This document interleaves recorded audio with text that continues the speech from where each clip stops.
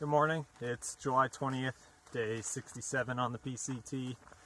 I found a really good campsite after that creek. It was nice and flat, super soft, all the stuff I looked for, and no mice attacked me. No mice ran over my face or anything, so it worked out well. I was pretty tired waking up this morning though. Normally I'll wake up at least once and check the clock and see like, oh, it's 3 o'clock, cool, I still got 2 hours of sleep. But I slept straight through to the alarm this morning, which I set for 5 every morning. And for the first time in a while, almost fell asleep again after the alarm went off. Usually out here I just am wide awake as soon as the alarm goes off. I turn it off and pack my bags, but that was not the case this morning. Kind of surprised because I thought I got caught up on sleep yesterday morning, but I guess not. Still a little tired, but that's okay. I've only got to stick to the overall plan for the July 31st finish. I've only got to do 42 today, and I've started off at a pretty good pace already, so there's a decent chance I might get to camp earlier than I have been, which has been after 9, usually 9:15 or so, and that should get me a little extra time to sleep tonight if everything goes according to plan. Since I'm less than 2 weeks away from finishing now, I've been thinking about what I'm looking forward to most once I'm done, and near the top of the list, I want to catch up on sleep, like fully, and I want to see my girlfriend. Those two are definitely the most important, and after that, I want to be able to sit down for 30 minutes without feeling like I'm wasting time. I'm also really excited for just doing something other than walking. I like walking a lot, obviously. I like hiking and being out in the woods and everything, but I miss my bike, and I miss rock climbing, and I miss, I want to go on a run. I can't do these things out here, and yeah, my time's just obviously monopolized by walking, which is what you sign up for when you do this. Definitely know that going into it, but this close to the end, I'm definitely feeling the urge to start doing something else, and that's a big reason why I like going fast on these hikes too. It's physically harder for sure, which is kind of appealing too, because I like the feeling of having given it my all and worked for it and everything. But it almost feels like it's easier for me personally to go fast than it would be if I spent 6 months out here, because then I have to be dedicated to just walking for 6 months instead of 2.5, and not be able to do anything else. I guess if I was taking that long, I would probably be taking zeros, but you're not going to like rent a bike and go on a bike ride on your zeros, or go rock climbing or something. Although when I went through Mammoth Lakes, they had just opened up the mountain for mountain biking, and I was pretty tempted, but decided against it. Yeah, another thing I'm really looking forward to after I finish here, pretty high up on the list, is eating some fresh food, or having a diet of fresh food again. I was thinking once I finish, I might commit to 2 or 4 weeks or something of either a raw vegan diet or a whole food plant-based diet, which, if you're not familiar with those, raw is pretty obvious. You just don't eat any cooked foods, which is not necessarily because cooked foods are less healthy or nutritious for you, but by not eating cooked foods, you are kind of forced into eating fruits and vegetables mainly, and then like nuts, and not much else other than that. So either that or the whole food plant-based diet, which is you know, it's just vegan without processed foods. Anything you eat would have to be a whole food, which again is mostly fruits and vegetables, but then grains and beans and stuff like that. And I think even if I don't stick to that long term, it would be important for a couple of reasons coming out from the hike. First is to catch up on all the nutrients that I have not been getting over the course of this hike because I've been eating junk. And second is I'm eating 5,000 calories a day right now, and a whole bunch of volume too.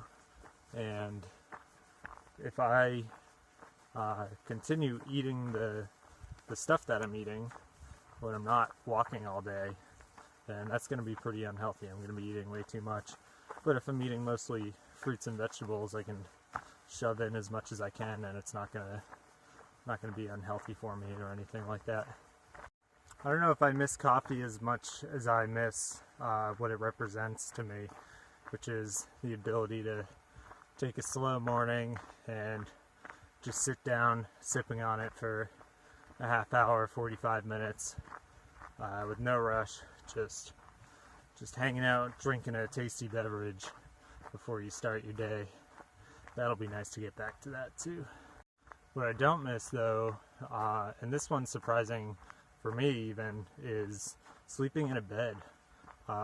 Coming off the Appalachian Trail, that was really high up on my list of things that I was looking forward to. But even though I have the more minimal pad out here, a really thin foam pad, I've been sleeping so well, and I can still sprawl out. When I was on my inflatable on the Appalachian Trail, you have to be on the pad. If you come off it, it's really uncomfortable because it's like a half inch, maybe even an inch off the ground. So having that much variation in the height of your body parts, if like things are flopping off, is really uncomfortable. But on my pad I can just sprawl out, and yeah, I've been sleeping really well on it. So do not actually miss sleeping in a bed, although if it rains on me a bunch here, I might start missing sleeping inside, but as of now I don't.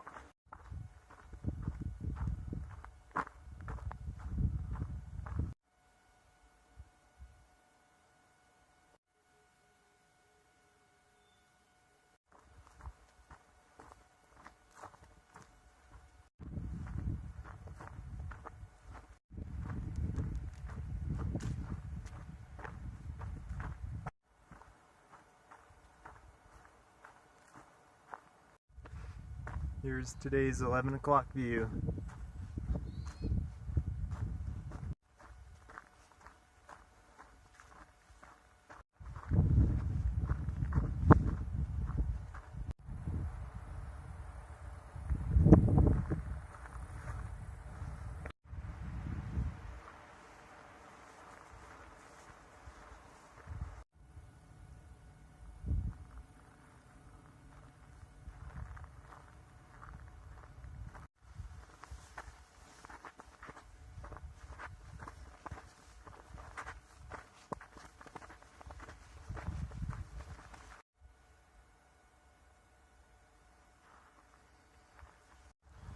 I'm about 8 miles out from where I'd been planning to camp today.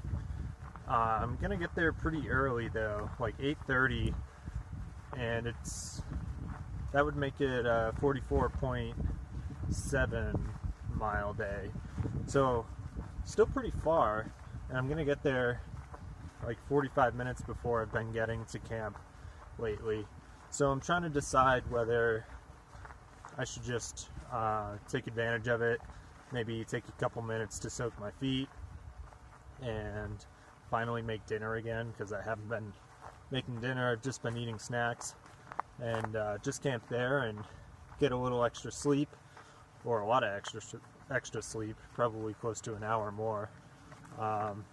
Or the other option is to just keep walking and go. I probably wouldn't go as late as I have been going, since I've already got a good distance in today. but go till like 9 or something like that. Get another 1.5 miles in, and just any extra mileage I do now makes the following 11 days easier. So yeah, I'm kind of torn between those two, or a mixture of both. Stop, soak my feet for a couple minutes, and then hike on till 9. I'm not really sure what I'm going to do.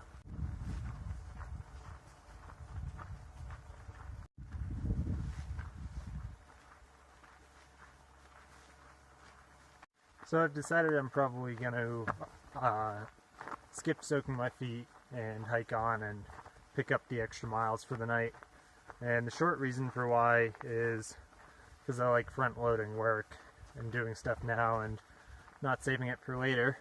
But there's a long drawn-out answer too, and I figure I'll give that so it'll kind of give some insight on what my plan is for the rest of the trail. So the last town that I'm going to for resupply is Stehekin, and you can only get in there by a bus. It only goes a couple times a day, and I'm getting there inevitably on a Sunday. So that stinks because my package is at a post office and they're going to be closed. So I'm going to call them and see if they can leave the package outside for me or something. If not, I'm probably going to have to make do with the crappy resupply because I can't leave on Monday. Because Stehekin is 80 miles from the Canadian border. So if I wait for my package, or if I miss the 12:30 bus that goes in on Sunday, then I'm not going to be able to get back on the trail until 12:30 on Monday. So I'll have Monday the 30th. So I would have a day and a half to do 80 miles, and I really don't want to do that. So I need to get to the Stehekin bus by 12:30 on Sunday, and in order to do that, I want to do as many miles as I can before then, but northern Washington is kind of up in the air as far as how much it's going to slow me down. So I want to do more miles now, and I was looking at it, and if I do a couple bigger days, nothing outrageous, but just a couple more 45s like I did today, and if I make the White Pass stop quick in 2 days, then I can actually get to Snoqualmie Pass on, let's see, it would be a Tuesday night, and instead of, I was thinking I would get in like after 8 miles on Wednesday, so I could get there on a Tuesday night and get my package all set, and then I would only have to do 4 39-mile days, and then like a 20 or something into Stehekin to get there before 12:30 on that Sunday.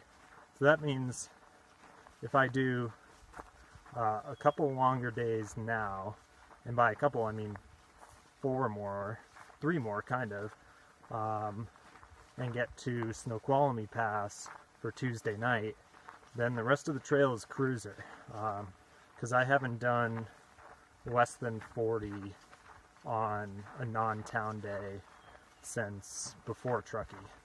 So actually, I think that 39-mile day in Yosemite was probably the last one. So I can definitely, regardless of the terrain, I can do 39s into Stehekin and get there and get on that 12:30 bus. So essentially, I'm making the choice to go longer today because I've only got 4 more hard days. So, and if I do another 1.5 miles today that I wouldn't have done, then that's a 1.5 miles I don't have to do over the next 4 days. So that's what I'm going to do, and that's why.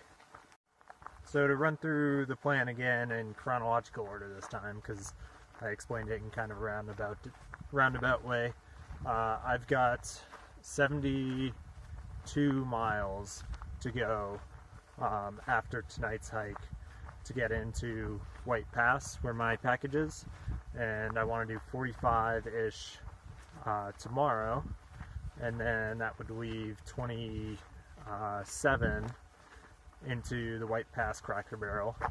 Go in, do that, get in, get out relatively quickly, and do at least 8 miles out, because it's 98 miles from there to Snoqualmie Pass, and then do 2 45s or however it plays out to get me there, Snoqualmie Pass on Tuesday, and then smooth sailing from there. Only got to average 37 miles a day from that point out.